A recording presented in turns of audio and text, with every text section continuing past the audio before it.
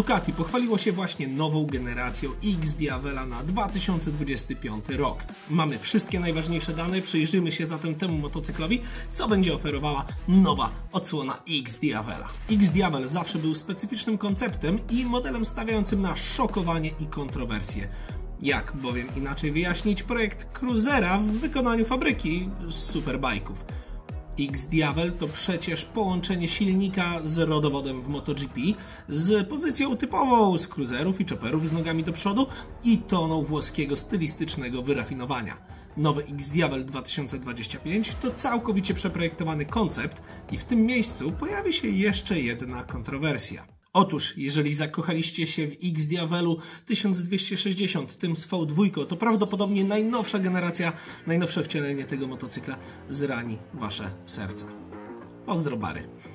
Przyjrzyjmy się jednak dokładnie temu, jak wygląda najnowsze wcielenie. W pierwszej kolejności uwagę przykuwa wielki, pięknie wyrzeźbiony bak o pojemności 20 litrów.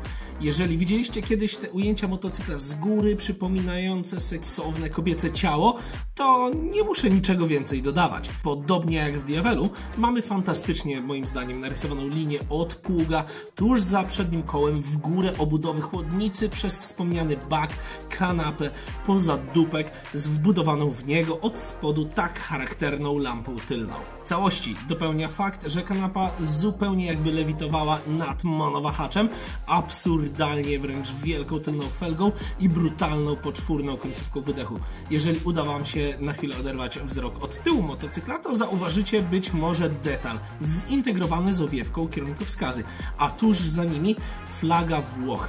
I moim zdaniem wisienka na torcie, czyli nowa lampa przednia w trybie świateł dziennych wygląda jak rogi diabła. Po prostu obłęd. Ergonomia na takim motocyklu jest specyficzna. Kanapa znajduje się na 770 mm, czyli blisko do ziemi. Kierownica jest niżej i bliżej niż w X Diavelu 1260. Szczerze powiem wam, że jeździłem nim niewiele i już jakiś czas temu, ale wystawiam się tu na ataki części z was. Nie podobało mi się jakoś super.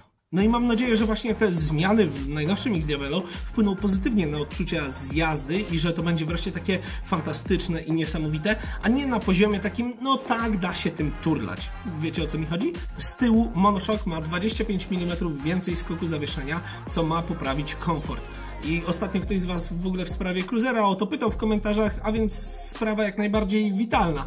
Nie chcemy sobie przecież odbijać nerek od kręgosłupa. Natomiast naprawdę istotną sprawą jest co innego. Jeżeli przyjrzycie się uważnie kanapie, to miejsce dla pasażera jest znacznie bardziej obszerne.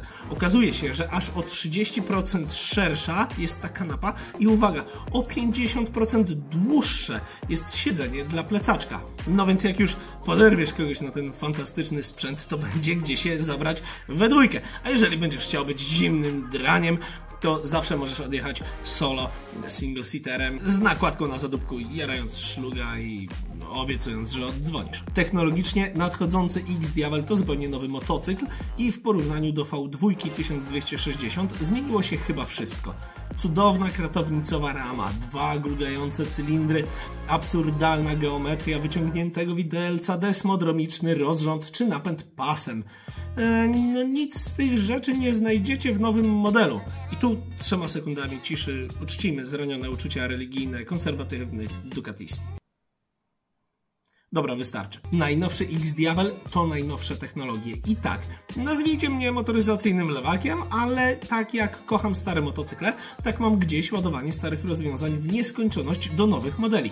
Aluminiowa mikroskopijna rama monocoque, zarąbisty subframe, silnik V4 jako element nośny, przepiękny monowahacz montowany bezpośrednio do silnika. Come on! Żaden motocykl nie mógłby wyglądać tak seksownie na starych zasadach.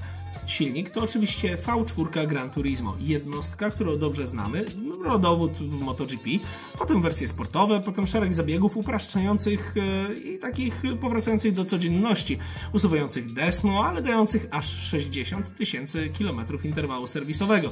Znamy to już z Multistrad, którym jeździłem i tak uwielbiam ten silnik.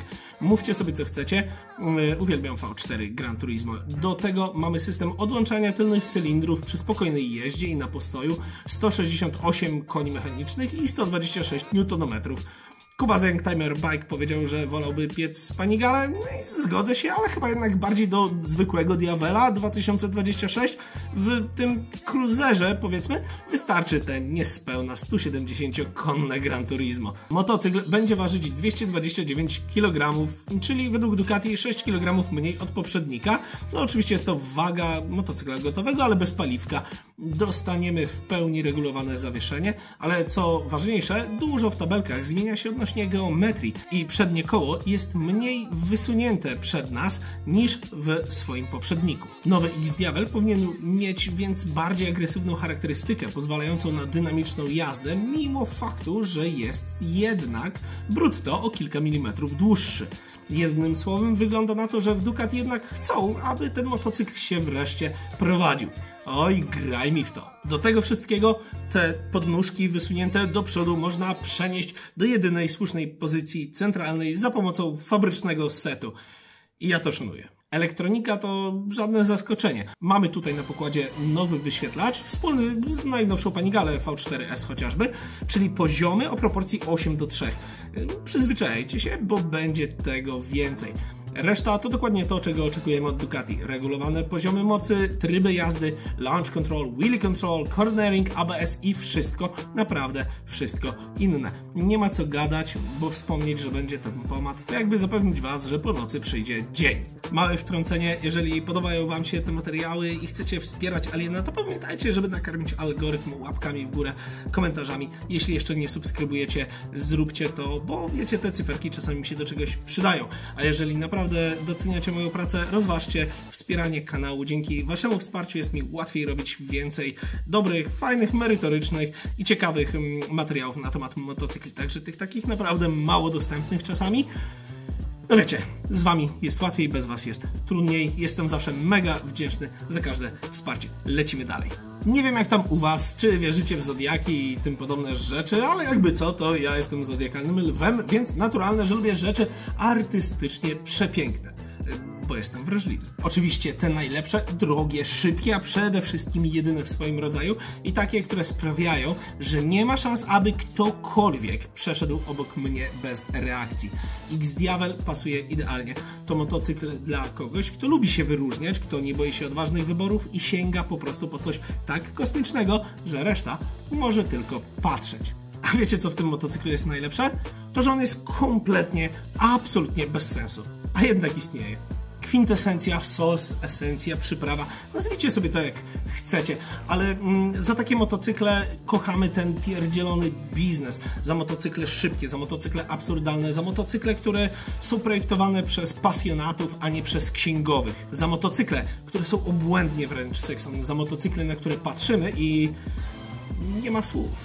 Na koniec cena. Za nowego X-Diavela będziecie musieli szykować w swoim budżecie okolice 135 000 złotych, no i to raczej bez akcesoriów oczywiście. A teraz czas dla tych z Was, którzy uważają, że Ducati się skończyło. Napiszcie w komentarzu słowo disgrazia, jeżeli tu dotrwaliście. Cała reszta z Was oczywiście jak najbardziej upraszana o łapeczki, komentarze i suby i tak dalej, i tak dalej, i tak dalej. Jestem bardzo ciekaw, czy podoba Wam się nowy X-Diavel, czy jednak mimo wszystko uważacie, że ten stary na V2 to było to, a teraz to nie ma. Karmcie algorytm. Ja i algorytm będziemy bardzo, bardzo wdzięczni. Cześć!